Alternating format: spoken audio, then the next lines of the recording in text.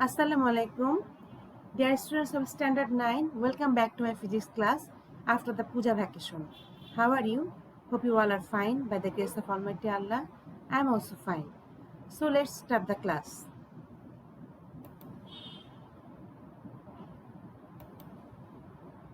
Dear students, I am taking chapter 8, that is reflection of light, and today's topics are some facts about plane mirror and define spherical mirror. That means I will explain something about plane mirror and I will explain elaborately about spherical mirror. That means I will show you some parts of the spherical mirror.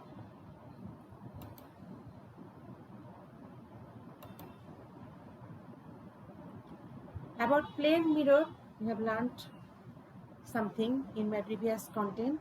So today I want to explain something more about plane mirror. You know, in a plane mirror how image is formed, and when any object is kept in front of the plane mirror, then you know the distance from the object to the mirror is equal to the distance from the image to the mirror. So sometimes this can come as your MCQ question, that is if any object is kept at 10 centimeter far from the mirror, then where will be the image formed? So the image also will be formed at 10 centimeter behind the mirror, okay, because these two distances are equal. So here I will show you one thing. So in this figure, how an image is formed for an extended object has been shown instead of a single point. In the previous content, I have shown you how single point objects image is formed on the plane mirror.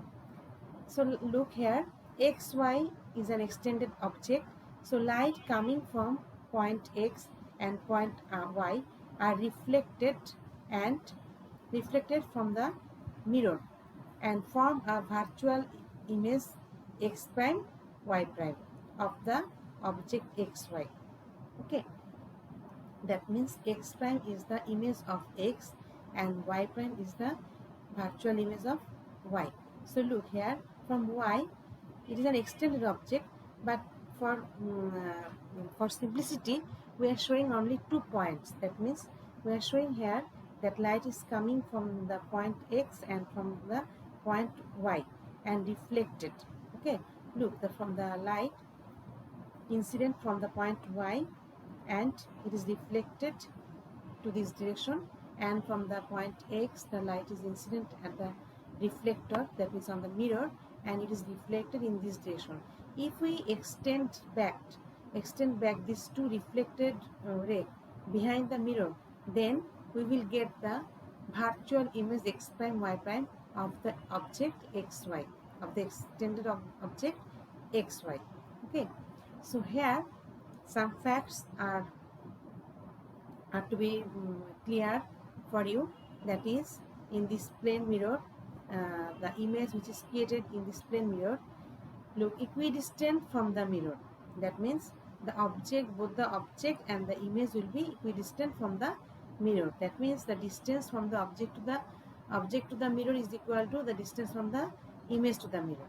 Okay, the image is virtual, that is not real, because look here, these lights are appeared to be coming from this point x prime and y prime, but that is not real condition, because we are extending these two rays backward. That's why they meet at the point x prime and y prime. So it seems that light is coming from x prime and y prime point. That's why this type of image is called virtual image. That is in Bengali অবাস্তব প্রতিবিম্ব. The image is straight. Look, the image is straight like the object and equal to the size of the object. Look here, both the image and the object are in equal size. Okay,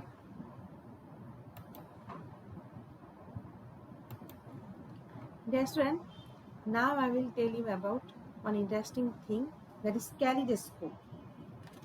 You can prepare it. It is your homework. When school will be opened, you will bring this type of kaleidoscope for me. Okay. So for making kaleidoscope, you will require 3 pieces of glass of similar size, and then with glue you will attach the glass with each other and cover it with black paper or another type of paper you can also use. It's your wish. And then you will put some small stones or small beads in this tube like structure. Then this type of image will be created, a pattern will be created, and it looks nice. So you can prepare this type of thing, that is kaleidoscope. That is for your fun work.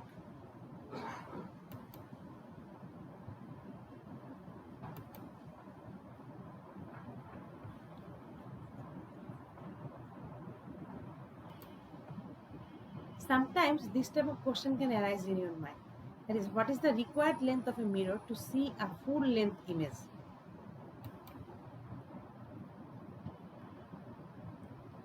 So it can be said the length of the mirror should be half of the object. The interesting thing is that, look at this picture. The interesting here, the sign here, the lady, her length is 1.5 meter. So what should be the mirror length? The mirror length should be half of the object length. So it should be 0.75 meter, isn't it? The interesting thing is that whether you stand at a distance of 1 meter or 10 meter from the mirror, the size of the mirror needs to be half of the length of you for you to see your whole body. Okay.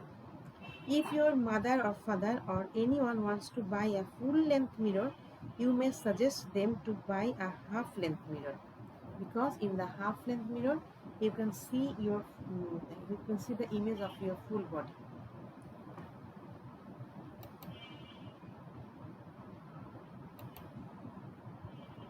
Now I will clarify some definitions related to spherical mirror.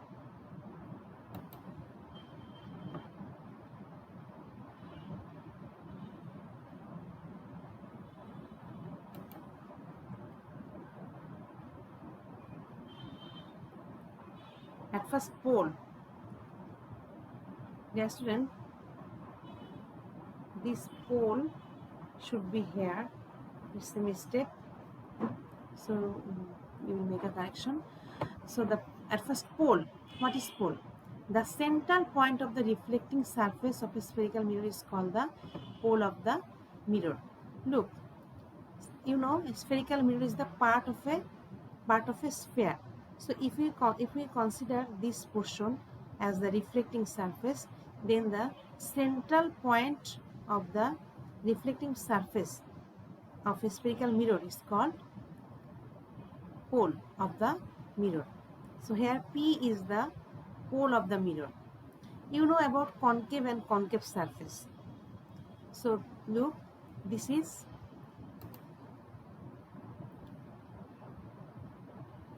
this.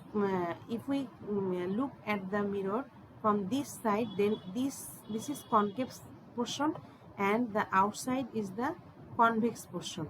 Okay, so pole is the lowest point of the concave mirror and highest point of the convex mirror. Look, if you consider a convex mirror, then it is the highest point. In the convex surface, P is considered to be the highest point.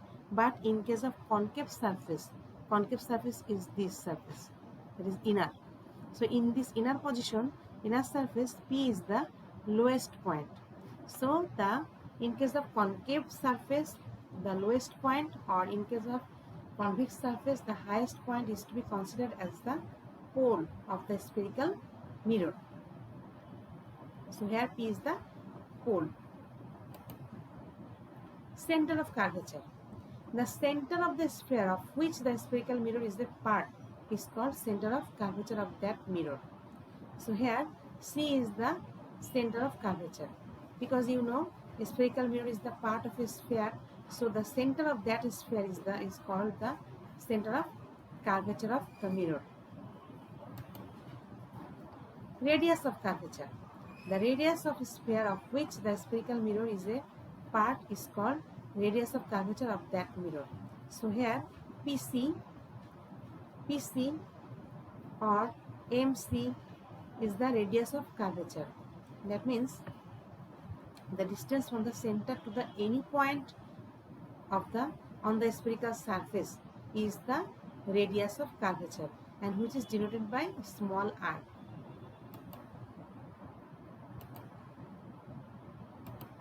Now, principal axis. The straight line that passing through the pole and the center of curvature of a spherical mirror is called principal axis. Look, the straight line which is passing through center of curvature and through the pole, that line is to be considered as principal axis. So this line is called principal axis.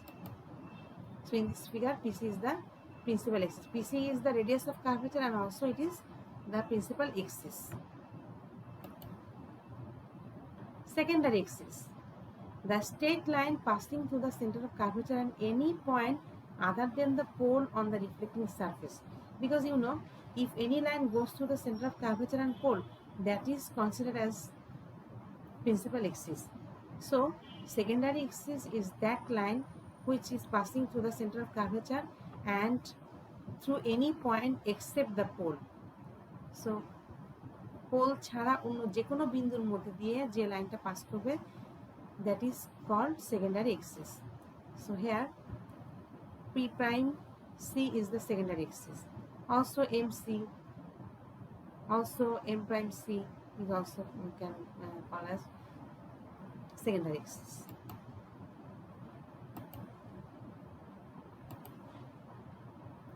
Principal focus. A beam of rays adjacent and parallel to the principal axis being incident on a spherical mirror converges at a point on the principal axis in case of concave mirror, or appears to be diverging from a point on the principal axis in case of convex mirror after reflection. Then this point is called principal focus of the mirror. Look here, a beam of rays, okay, incident on this spherical mirror. It is concave mirror and it is convex mirror. You know, in the concave mirror, reflection is occurring in the concave surface, and in the convex mirror, reflection is occurring in the convex surface. Okay. So look here, in case of concave mirror is called converging mirror. In the previous class I have told you, and convex mirror is called diverging mirror. Why? Because in case of concave mirror, rays of light are converged to any point, and here the rays of light are diverging from any point. So it is known as converging mirror or concave mirror, and it is known as diverging mirror or convex mirror. So look here, the beam of rays incident on this spherical mirror, then after reflection they will converge to a point on the principal axis. You know here PC is the principal axis. So here the point at which the rays of light are converging through that point is called principal focus. So here F is the principal focus. So here look, the rays of light incident on this spherical mirror, that is convex mirror, and these are reflected light. Look, these are reflected. So if we extend this reflected ray backward, then they meet at the point F. So it seems light are coming from the point F. That means the rays of light diverges from this point F. So that is known as principal focus. F is the principal focus.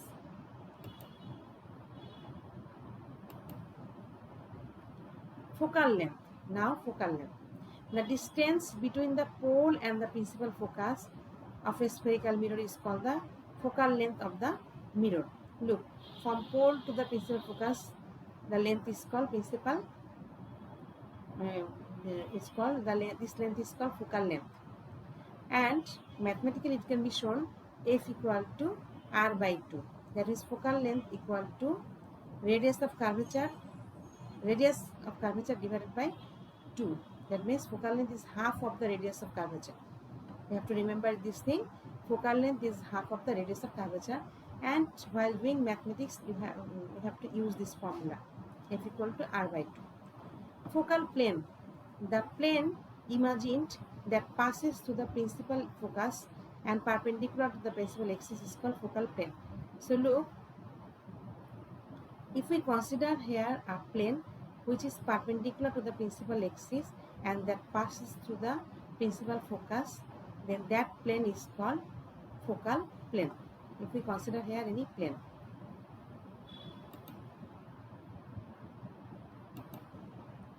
So dear students, today up to this. In the next class, I will explain ray diagram, and for understanding ray diagram, these definitions which I have discussed today are very much important to understand those properly. That's why I have taken this class today. So up to the next in the next class, I will explain some more interesting things. That is ray diagram, that is too much important in this chapter, and from ray diagram creative question can come. So till then, stay safe and strong. Goodbye.